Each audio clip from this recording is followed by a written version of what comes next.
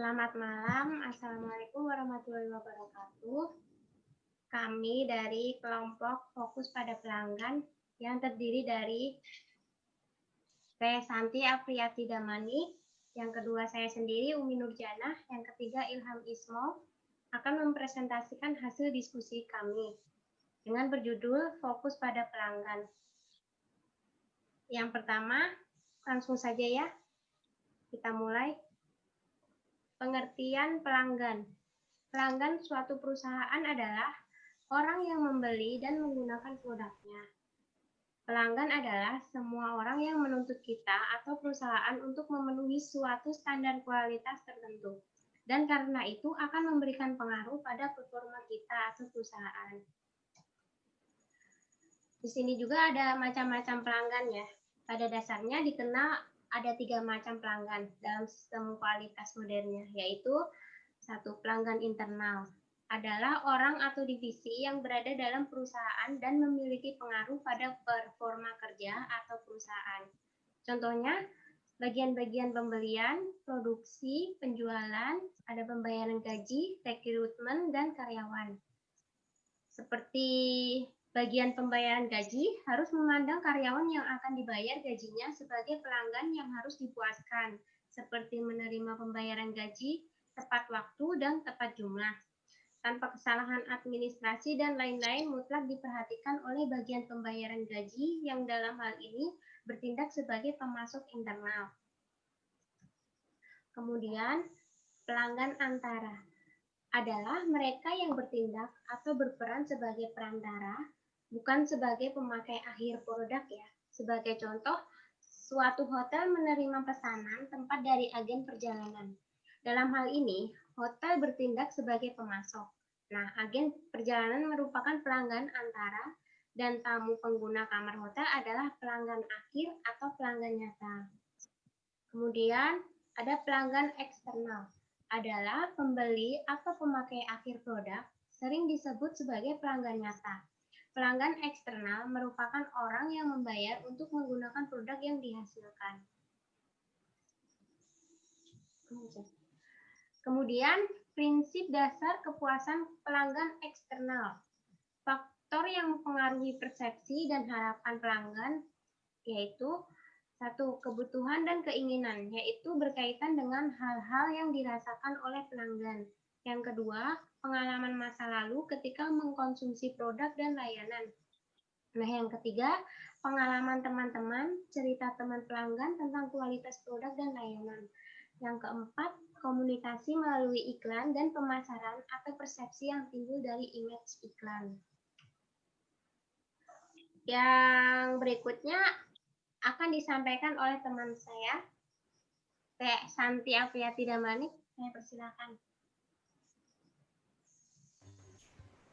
5 prinsip utama yang harus dijalankan agar pelanggan menjadi sangat puas atau setidaknya terpenuhi ekspektasinya, yaitu yang pertama, memahami pelanggan. Pelanggan adalah manusia yang harus dikelola keinginannya. Memahami pelanggan merupakan langkah pertama yang terpenting. Apabila Anda berhasil memahami kebutuhan pelanggan, maka langkah berikutnya akan terasa mudah dan membuat Anda senang. Kedua, membuat pelanggan mengerti semua layanan Anda. Pelanggan yang sudah datang ke perusahaan Anda bisa dipastikan telah memiliki kepercayaan dengan produk layanan yang disediakan, atau setidaknya mereka telah mendengar berita positif tentang usaha Anda. Buatlah mereka mengetahui secara lengkap dan jelas semua produk atau layanan yang perusahaan Anda miliki. Jangan biarkan mereka pulang dengan informasi yang tidak lengkap atau bahkan salah persepsi. Ketiga, menciptakan kesan positif. Kesan positif yang terekam di benak customer akan selalu diingat. Hal sederhana yang bisa dilakukan misalnya adalah dengan memberikan senyum, salam, menjaga kebersihan, mau mendengarkan dan membantu mereka dengan tulus serta cepat tanggap.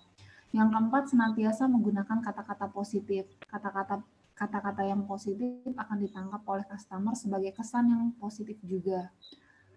Kemudian mempertahankan yang sudah baik dan terus melakukan perbaikan. Apabila selama ini pelanggan Anda sudah merasa puas dengan produk dan layanan yang ada, maka perusahaan Anda wajib mempertahankannya.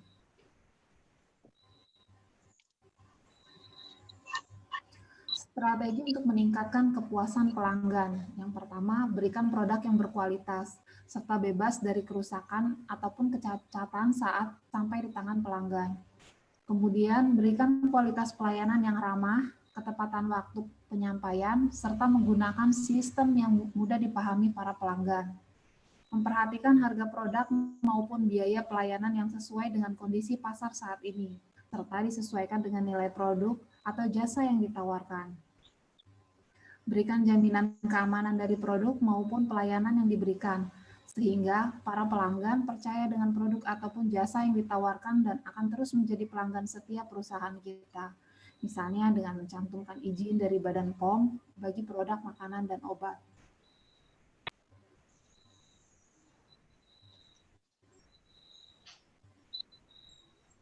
Untuk meningkatkan kepuasan pelanggan, kita dapat mengukur kepuasan pelanggan dengan cara yang pertama menggunakan sistem saran dan kritik dari para pelanggan. Misalnya dengan menyediakan kotak saran maupun kritik atau menyediakan layanan telepon suara konsumen.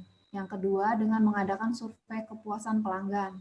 Biasanya dilakukan dengan memberikan kuesioner pada pelanggan yang sedang membeli produk kita. Atau dapat juga melakukan survei dengan melakukan telepon acak untuk menanyakan pelayanan yang selama ini telah diberikan. Kemudian dengan mencoba menghubungi kembali pelanggan yang sudah lama tidak membeli produk kita, sehingga kita bisa mengetahui penyebab mereka berhenti berlangganan, apakah karena kecewa dengan produk kita atau karena ada faktor lain, sehingga kita dapat mengevaluasi produk serta pelayanan yang selama ini diberikan.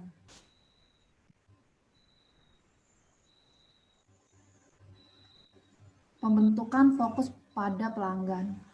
Fokus pada pelanggan menurut International Standard Organization ialah top manajemen harus menjamin persyaratan atau keinginan pelanggan yang ditetapkan dan dipenuhinya tujuan meningkatkan kepuasan pelanggan.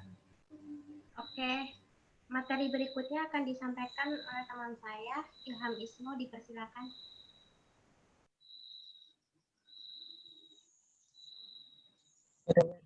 Diteliti dalam Goddard dan Davis pada tahun 1904 sampai 1900 mengemukakan karakteristik organisasi yang sukses dalam membentuk fokus pada pelanggan, yaitu yang pertama, visi, komitmen, dan suasana. Yang kedua, penjaraan dengan pelanggan. Yang ketiga, kemampuan untuk mengidentifikasi dan mengatasi permasalahan pelanggan.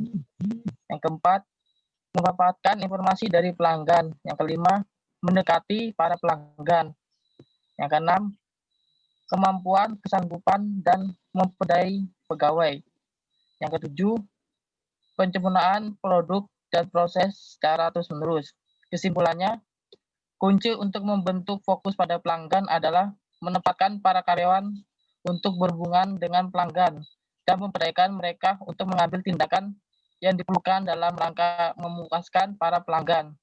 Jadi, unsur paling penting dalam pembentukan fokus pada pelanggan adalah interaksi antara karyawan dan pelanggan.